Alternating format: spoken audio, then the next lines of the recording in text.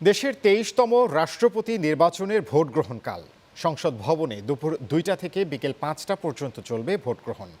এবারে নির্বাচনে ক্ষমতাসীন দল বিএনপির প্রার্থী মির্জা ফখরুল ইসলাম আলমগীর আর জামায়াতের নেতৃত্বাধীন ১১ দলীয় ঐক্যের প্রার্থী কর্নেল অবসরপ্রাপ্ত অলি আহমদ।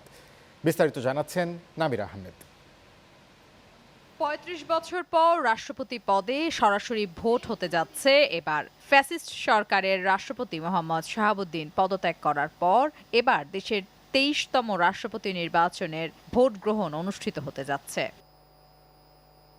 রাষ্ট্রপতি নির্বাচন আইন ১৯৯১ অনুযায়ী মনোনয়নপত্র প্রত্যাহারের শেষ সময় মঙ্গলবার বিকেল ৪টা পর্যন্ত ছিল।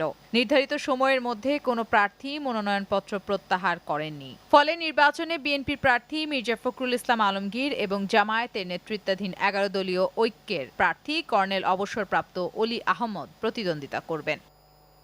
জাতীয় সংসদের সংসদ কক্ষে ভোট গ্রহণ করা হবে। ভোট শুরুর আগে নির্বাচনকর্তা প্রধান নির্বাচন কমিশনার ভোট গ্রহণের পদ্ধতি সম্পর্কে সংসদ সদস্যদের অবহিত করবেন। এরপর ভোট গ্রহণ শুরু হবে। এই নির্বাচনে ব্যালট পেপারের দুটি অংশ থাকবে, একটি মুড়ি অংশ এবং অন্যটি মূল ব্যালট পেপার। মুড়ি অংশে থাকবে ক্রমিক নম্বর, ভোটদানকারীর সংসদ সদস্যর নাম এবং বিভক্তি নম্বর। এর নিচে একটি নির্দিষ্ট স্থানে সংশ্লিষ্ট সংসদ সদস্য পূর্ণ নাম লিখে স্বাক্ষর করবেন। এরপর ব্যালট পেপার গ্রহণ করবেন।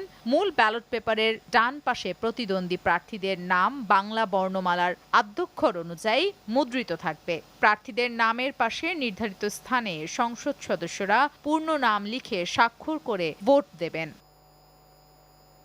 ভোট গ্রহণ শেষে শুরু হবে গণনা।